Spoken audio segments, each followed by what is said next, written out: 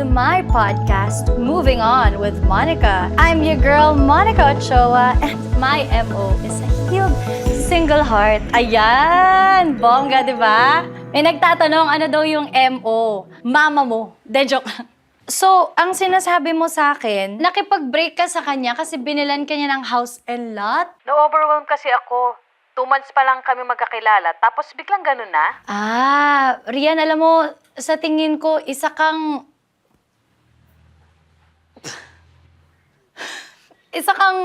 matapang na tao. Pero tama yung ginawa mo kasi love bombing ang tawag doon. Love at bomba, nako, deadly combination. Anong ginagawa ninyo dyan? Kamusta naman ang kuya kong pinaka-pogi? Eto, pogi pa rin. Ay, opo, poging-pogi pa rin. Sabi ng pinakagwapo mong best friend. Oh, itong pinaka-the best na nurse in town. So, kamusta naman yung podcast mo? Podcast? Podcast? Podcast? Anong podcast? Podcast kong number 8 sa buong Pilipinas ngayon. Number 8! Ay, ayan, number 8.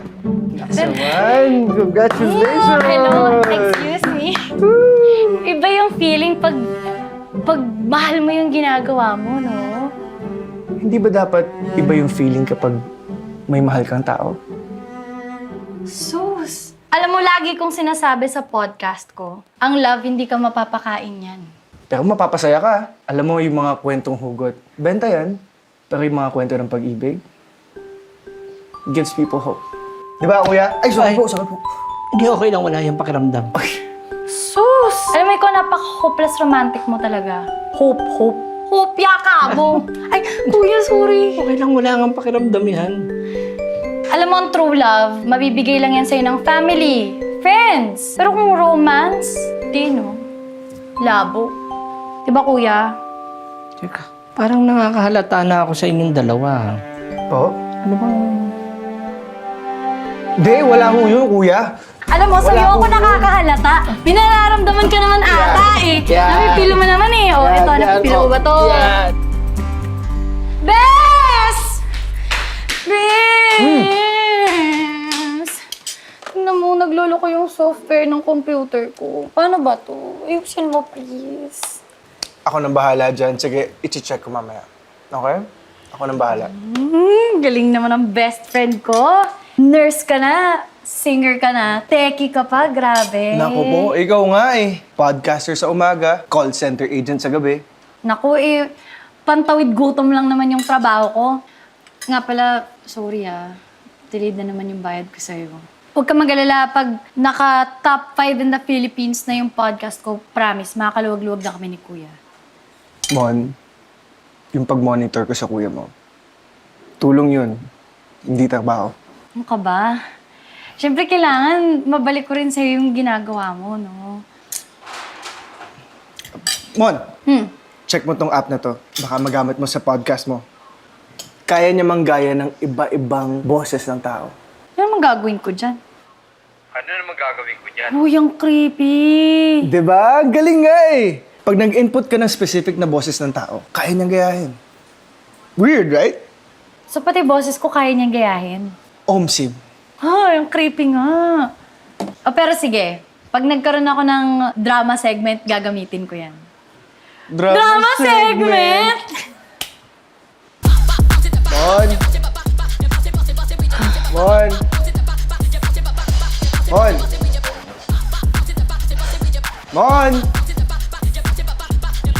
Mon! Ano ka ba naman? Ba't ka nang gugulat? Okay ka lang? Sorry. Nag-release ako ng stress eh. May love bombing ka pang nalalaman? Sus! Masama na palang magregalo sa jowa ngayon. Ang sabihin mo na lang, man-hater ka. Basurang podcast. Bitter lang yan, boss. Mag-subscribe na ka dyan. Kung sino mang nanakit sa'yo, huwag mo kami damay. Huwag mo naisipin yung mga yun. Mga maliliit utak lang yung mga yun. Parang di iisipin. nawalan ako ng 3,000 followers. Hindi naman totoo yung sinasabi nila na napaka-bitter kong tao eh. Gusto ko matulungan yung mga nasaktan din, nahihirapan mag-move on, biktima ng pag-ibig. Kasi hindi ako nagkaroon ng ganong klase ng privilege. Simula nung niloko ka ni Charles. Kung alam kung niloko ba talaga ako nun eh. Ginost niya na lang ako bigla. Kalimutan mo na yung konyo na yun. What's up, bro? Check out my new kicks from Italy, bro. Italy. Siya Italy ko eh, tapos si kick ko. Wala naman akong feelings para doon. Tagal na ako naka-move on. Pero, grabe no? Kahit 2 years na yung nakalipas, nahihirapan pa rin ako magtiwala. Ganun siguro talaga, no? Ang hirap pag walang closure.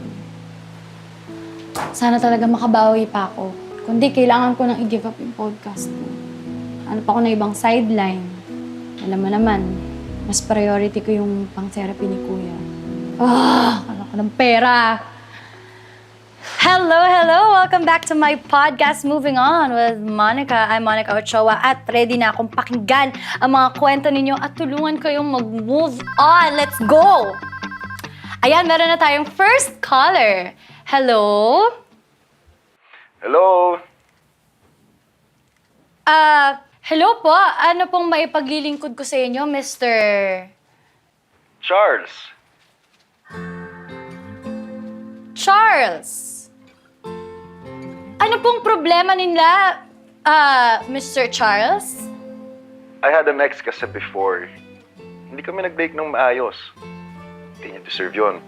She was beautiful and really nice to me. Beautiful! At saka mabait siya. Bakit mo iniwan?